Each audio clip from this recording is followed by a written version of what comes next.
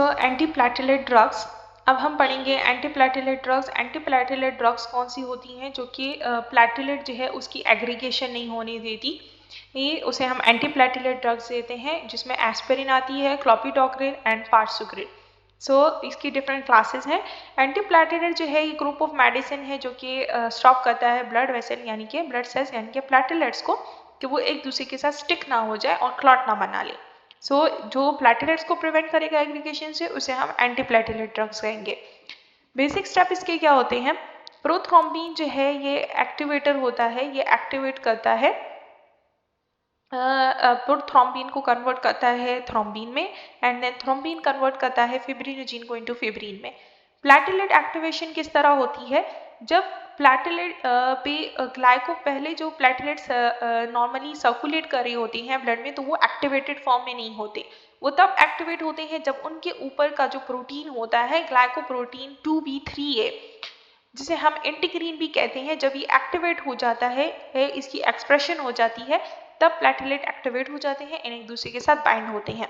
सो ये किस तरह से इंक्रीज होता है? थ्रोम्बोक्सिन A2 रिसेप्टर होता है प्लेटलेट पे, ADP एडिनोसिन डाइफॉस्फेट रिसेप्टर होता है, एंथ्रोम्बिन रिसेप्टर होता है जो कि इसे एक्टिवेट करता है। प्लेटलेट एक्टिवेशन स्टेप्स क्या क्या हैं? सो फर्स्ट है कि प्लेटलेट जो है ये रेस्टिंग प्लेटलेट है, इस पे जो रिसेप्टर है वो एक्टिवेटेड फॉर्म में नहीं है, अनरिसेप्टिव स्टेट में है। अगर इसके एगोनिस्ट छा गए यानी कि adenosine diphosphate, ATP, thrombin, epinephrine, thromboxane A2 collagen exposure हो गया, सो ये सारी जो है अगर एक्सपोज हो जाते हैं देन ये एक्टिवेट हो जाता है। एक्टिवेटेड प्लेटलेट जो है ये रिसेप्टिव स्टेट में आ गया है। जब ये एक्टिवेटेड हो जाता है तो फिब्रिनोजिन इसके साथ आके बाइंड हो जाता है एंड इसकी एग्रीगेशन के लिए ब्रिज प्रोवाइड करता है, इसकी एग्रीगेशन होती है। लेकिन अगर हम इसके एगोनिस्ट दे दें, ग्लाइकोप्रोटीन 2B3A एंटीग्रीन के एगोनिस्ट दे दें, देन इनहिबिशन हो जाती है प्लेटलेट एग्रीगेशन की, एंड जो है इसे एग्रीगेट होने नहीं देता। जैसे कि ऊपर मैंने यहाँ पे ऐड किया गया है कि इंटीग्रीन डिफिशिएंसी, कुछ ऐसे पेशेंट भी होते हैं कि उनमें इंटीग्रीन की डिफिशिएंसी हो जाती है। ये बेसिकली इंटीग्रीन डिफिशिएंसी किस केस में होती है? इस डिजीज को हम कहते हैं ग्लासमैन थ्रोम्बोस्थेनिया, पोस्टपार्टम ब्लीडिंग होती है। इसमें क्या होता है पोस्टपार्टम ब्लीडिंग में? ये वो डिजीज है जिसमें प्लेटलेट काउंट जो है नॉर्मल होती है, लेकिन प्लेटलेट जो है वो एक्टिवेट नहीं हो रहे होते, जिसकी वजह से पोस्टपार्टम ब्लीडिंग बहुत ज़्यादा हो जाती है। तो अगर हम उसे कोई भी फिब्रिनोजिन जो है वो एक्टिवेटर दे रहे हैं, फिब्रिन का कोई इंजेक्शन हमने दे दिया, ट्रांसमीन दे दिया, लेकिन उससे वो ठीक नहीं होगा, यानी कि ब्लीडिंग स्टॉप नहीं होगी, तो हमें पता चल जाएगा कि यहाँ पे अब प्लेटलेट की कमी है, यानी कि हमने इसे मजीद न्यू प्लेटलेट्स लगाने, इसके जो प्लेटलेट है वो एक्टिवेट नहीं हो रहे हैं, सो हमने उसे न्यू प्लेटलेट की इन्फ्यूजन्स लगाने हैं, उस पर इंटीग्रीन जो है वो एक्टिवेट होगा। पोस्टपार्टम ब्लीडिंग ग्लासमैन थ्रोम्बोस्थेनिया जो है एक ऐसी डिजीज है जिसमें इंटीग्रीन डिफिशिएंसी हो जाती है, जिसकी वजह से हमें फिर प्लेटलेट इन्फ्यूजन्स लगाने पड़ते हैं पेशेंट्स को।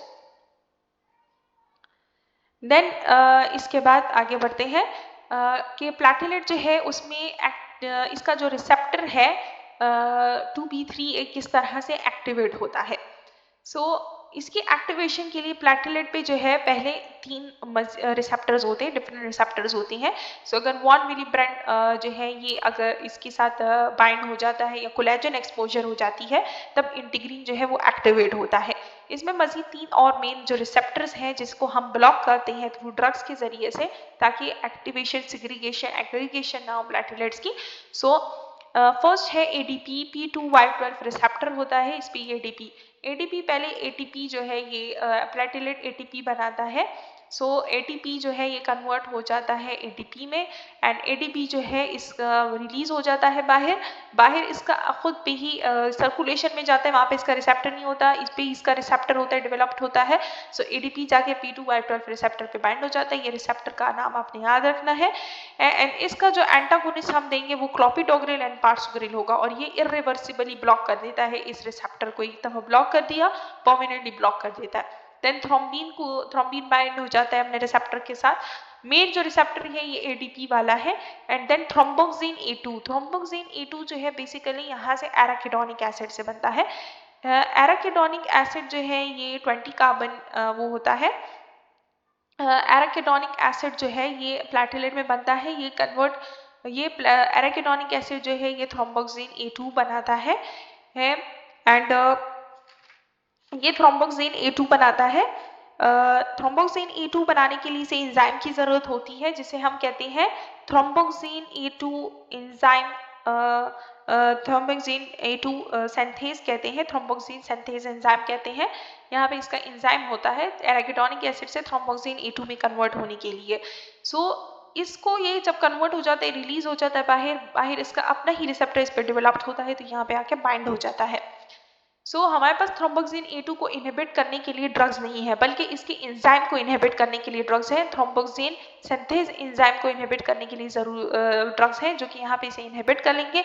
एराकिडोनिक एसिड से इसे थ्रोम्बोक्सिन A2 में कन्वर्ट नहीं होने देंगे। जब कन्वर्ट नहीं होगा तो ये बाइंड नहीं होगा और ये एक्टिवेट नहीं करेगा इस रिसेप्टर को। इसकी जो एंजाइम इनहिबिटर है वो है एस्पिरिन।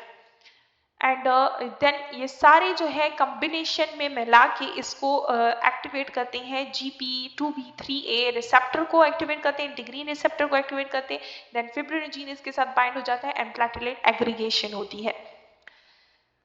एडेनोसिन डाइफॉस्फेट अगर अब हम एक एक को पढ़ते हैं, नॉर्मल कंडीशन में प्लेटलेट सर्कुलेट करते फ्रीली एंड इसकी इंटरेक्शन नहीं होती एक दूसरे के साथ। ADP स्टोर होता है प्लेटलेट में, जब ये रिलीज हो जाता है प्लेटलेट को एक्टिवेट करता है, इसके P2Y12 रिसेप्टर के साथ बाइंड हो जाता है, प्लेटलेट की एग्रीगेशन करता है। ये अभी हमने पढ़ लिया।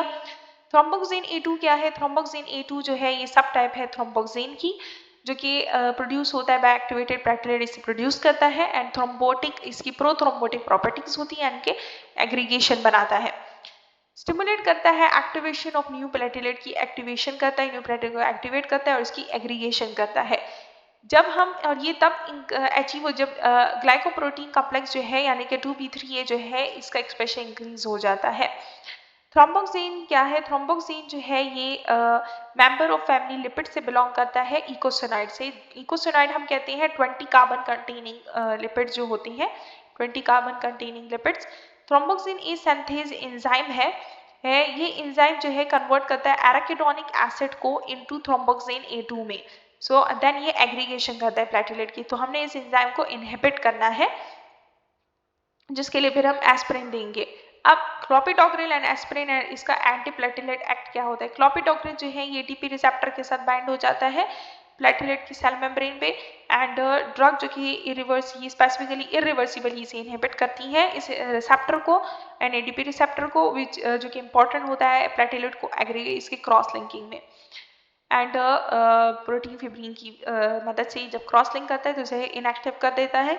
एस्पिरिन जो है ये हम लोअर डोजेस में देते हैं 75 to 150 मिलीग्राम एंड ये एंटीप्लेटलेट इसका जो इफेक्ट होता है ये थ्रोम्बोक्सिन A2 को सिंथेसाइज नहीं होने देता, यानी कि एराकिडोनिक एसिड से इसे थ्रोम्बोक्सिन A2 में कन्वर्ट नहीं होने देता। ये एंजाइम सिंथेसिस इनहिबिटर है। तो ये एक्ट किस तरह करेंगे इस डायग्राम में अगर हम देख लें तो एस्पिरिन जो है ये जाके क्या करेगा, एराकिडोनिक एसिड अगर ये प्रोस्टाग्लैंडिन पे रिलीज करता है एंड देन थ्रोम्बोक्सिन A2 बनाता है। साइक्लोऑक्सीजिनेज इसके 2 पाथवे होते हैं, साइक्लोऑक्सीजिनेज 1 एंड साइक्लोऑक्सीजिनेज 2। साइक्लोऑक्सीजिनेज 1 से प्रोस्टाग्लैंडिन बनता है एंड प्रोस्टाग्लैंडिन जो है थ्रोम्बोक्सिन सिंथेज एंजाइम एक्ट करके थ्रोम्बोक्सिन A2 बनता है।